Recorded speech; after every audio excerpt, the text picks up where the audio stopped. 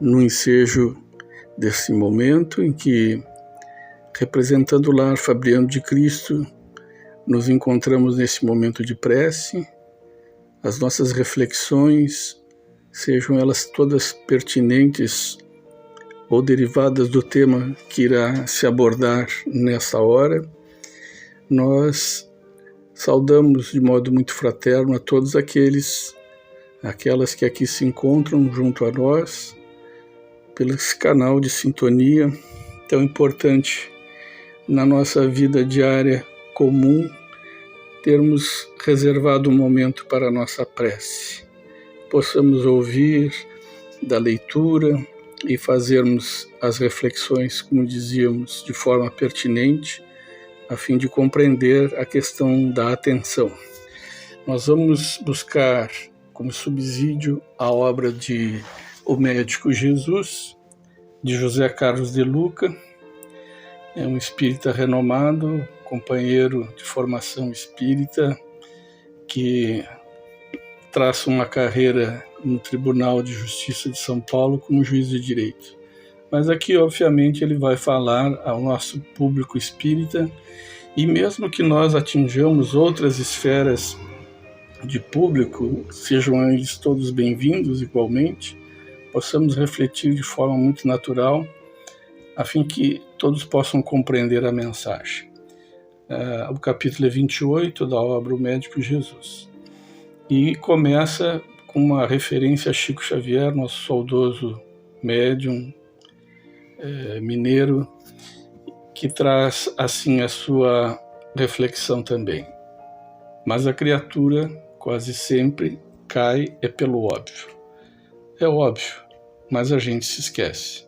Então, uma fraterna lembrança em torno dos nossos deveres imediatos nunca é demais.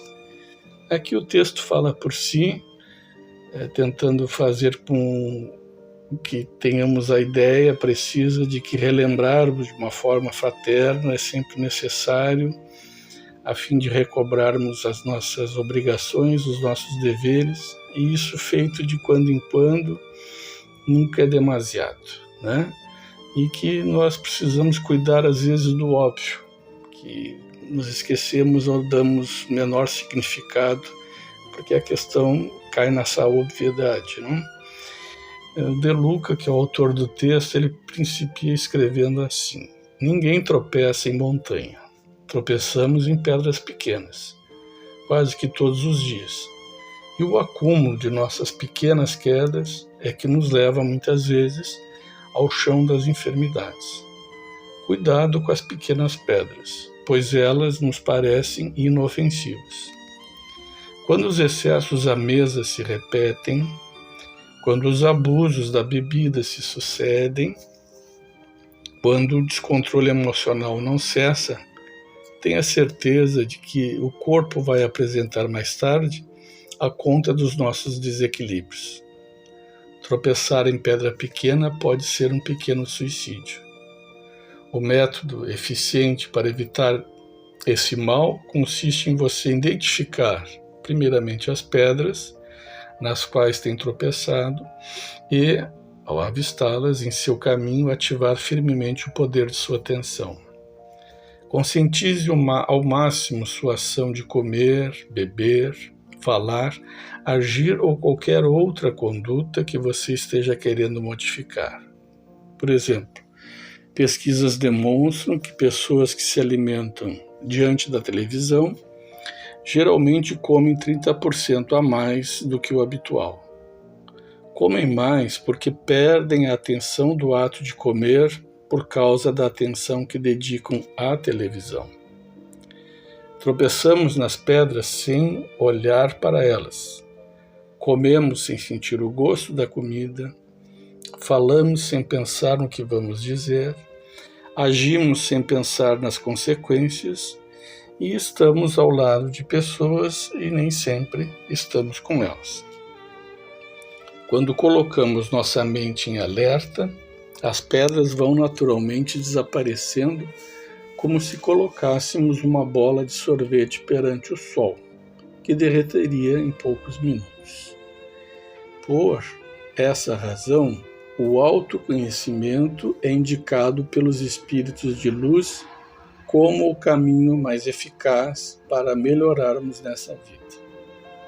Quanto mais nos observarmos, sem nenhum propósito de autocondenação, mais lucidez teremos sobre o nosso comportamento. Mais cientes estaremos sobre onde se encontram as pedras nas quais tropeçamos, e assim poderemos evitá-las naturalmente, sem nenhuma tensão. Jesus viveu com extrema atenção sobre as próprias atitudes e situações que experimentava. Chorou quando era preciso chorar, comeu quando tinha fome e jejuou quando era preciso fortalecer seu espírito.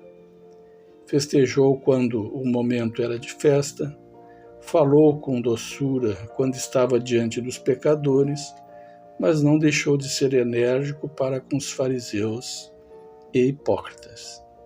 Por isso, o Mestre é o caminho, a verdade e a vida para todos nós que vivemos a doença da desatenção. Claro está para nós que De Luca aqui coloca a falta de atenção ou a desatenção como um fator impeditivo para que a gente possa usufruir das coisas da vida como elas realmente são ou poderiam nos oferecer em termos de benefício. É quando ele refere que nós comemos e não sentimos o sabor da comida, é quando estamos com alguém presente sem estarmos efetivamente com as pessoas, né? São todas uma série de condutas entre pensar, comer, beber, conversarmos e estarmos juntos sem que a nossa atenção busque esse foco, essa preciosidade que é de compartilharmos a vida com as outras pessoas ou mesmo consigo próprio numa intensidade maior. Então, mais lucidez nós vamos ter. O autoconhecimento é a forma como nos indicam a espiritualidade superior como caminho, né, mais eficaz da nossa melhora na vida, porque autoconhecer-se é ter propriedade sobre um conhecimento, uma informação preciosa. Tudo nós podemos extrair alguma coisa, e de todos os nossos atos, por assim dizermos, iremos colher as devidas consequências. Então, a noção que se tem aqui é que nós vivemos numa sociedade doentia onde a desatenção impera nas coisas. E não são nas grandes coisas, como diz aqui. O tropeço não é na montanha, é nas pequenas pedras. E nós precisamos identificá-las. Os orientais nos dizem a hora de comer é comer, a hora de dormir, dormir, como se estivessem dando aquela lição, porque isso é a prática deles, né? E nós, ocidentais, aqui vivemos uma sociedade turbulenta, sem equilíbrio, sem esse senso de presença.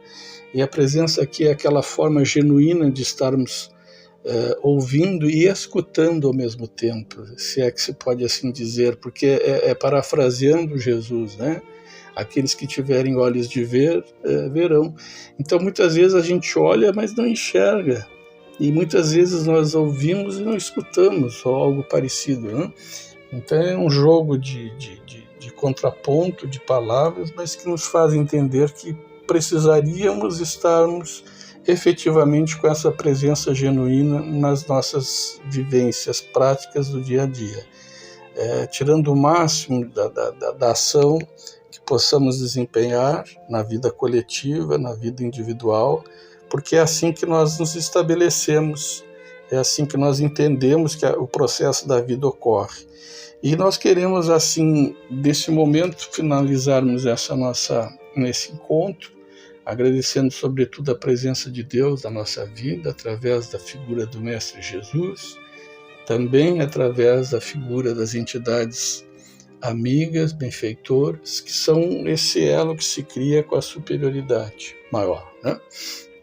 Agradecermos por esse instante em que abordamos esse assunto, o poder da atenção, o que ele repercute nas nossas fibras morais, espirituais, quais são as consequências de cada coisa, E entendendo assim, nós finalizamos desejando que todos aqueles que são objeto do nosso bem-querer sejam atendidos em suas necessidades, conforme o grau de justiça, de necessidade individual de cada um.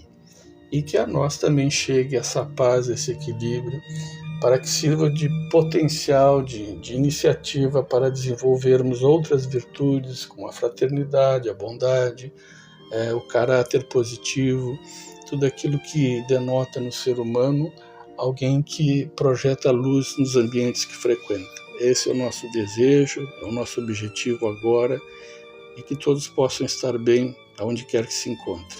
Que a paz de Deus esteja conosco, não só agora, mas sempre. Que assim seja.